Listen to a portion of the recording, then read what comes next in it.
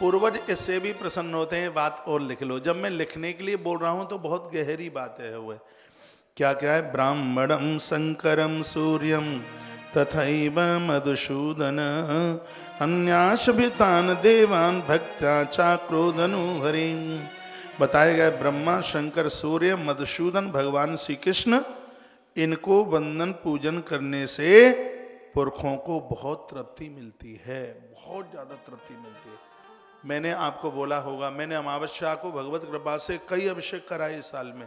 सोमवती अमावस्या पड़ी, अभिषेक कराए। ये इस ग्रंथ में लिखा है, महादेव के ऊपर डाला हुआ पानी नर्मदेश्वर चांदी की जलहरी में रखे हैं, वहां से जो टपकता हुआ पानी है वो पूरा का पूरा पितृलोकों को पहुंचता है। उसमें तो ऐसा वर्णन है, वराह पुराण में ऐसा वर्णन है कि सोमवती अमावस्या को किया गया पूर्वजों के लिए महारुद्रा अभिषेक, उसका जल इतना प्रभाव रखता है, 16 दिन श्राद्धों में तर्पण करने से जो फल, सोमवती अमावस्या को महादेव का अभिषेक करने का वो फल प्राप्त होता है। हमने बहुत भक्तों को नर्मदेश्वर दिए, अपने खर्चे में से थोड़ी कटौती करके आप वो शंकर की पिंडी को आप चांदी की जलहरी में रखिए, तो उसकी महिमाएं हैं।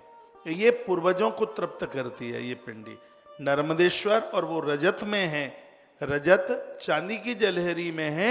ये पितरों की तृप्ति के लिए, पूर्वजों की तृप्ति के लिए। चांदी में शिवलिंग होते हैं, घर में गूंगे बहरे बच्चे, पोलिया विकलांग बच्चे नहीं जन्म लेते हैं, ये इसका प्रभाव है। ये बहुत बड़ा विज्ञान है ये। मैंने इन बातों के ऊपर बहुत जोर दिया है। थोड़ा थोड़ा कम कर लो ना, तो 2500 में बन जाती है वो जलहरी, तो 2500 में बन जाती है। तो एक साड़ी कम खर्च कर लेना, क्या है, चांदी की जलहरी बनाकर उसमें शंकर जी की पिंडी आप रखिए। बहुतों को दी है, जिनको नहीं मिली है फिर वृंदावन आ जाइए, कार्तिक के महीने में फिर देते रहेंगे। हमें तो यही करना है। चोखरा क्या करेगा, गुफा खोदेगा और क्या करेगा। तो अब हमें तो यही करना है और क्या करेंगे, हमें तो इसी में ही आनंद है।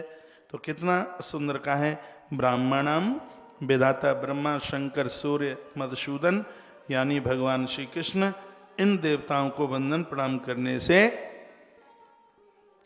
इनको वंदन प्रणाम करने से, और भी आगे वर्णन है भगवान गणेश जी का, कौन से देवता की पूजा करने से क्या मिलता है। इन देवताओं को भी डिपार्टमेंट बटा हुआ है, ये आप सुनेंगे आज की कथा में। अद्भुत बातें इसमें। गरुण देवता ने कहा कि भगवान, यदि घर में कोई वृद्ध है, उसके प्राण निकल नहीं रहे हैं और वो छटपटा रहा है, तो क्या करें फिर। दवाई भी नहीं, औषधि नहीं लगती और वो बड़ा परेशान है, प्राण निकलते नहीं है, घर के लोग बड़े परेशान हैं। हे भगवान, घर का कोई भी व्यक्ति ये नहीं चाहता कि हमारे घर में किसी जीव की मृत्यु हो जाए, भले ही वो 100-125 साल का हो। आंख में आंसू आ जाते हैं जब मरने की बात आती है।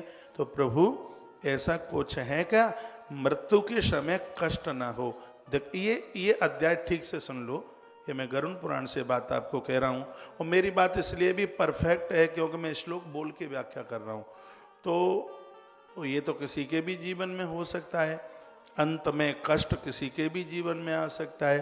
तो अंत में मृत्यु बिगड़े नहीं, अंतिम संस्कार हो जावे, कष्ट ना होवे, उसके लिए कोई आप बता दें तो आपकी बड़ी कृपा होगी। गरुण भगवान ने पूछा, भगवान मृत्यु ना बिगड़े, मृत्यु के समय पर कष्ट ना हो, उसके लिए जीव को क्या करना चाहिए।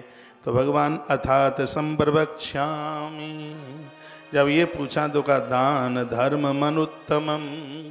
व्यक्ति जो दान करता है, धर्म करता है, अर्थान मुचिते पात्रे श्रद्धया प्रतिपादन, और वह श्रद्धा से किसी पात्र को देता है, तो इससे उसके मृत्यु के समय पर कष्ट नहीं होता, संकट नहीं होता, परेशानी नहीं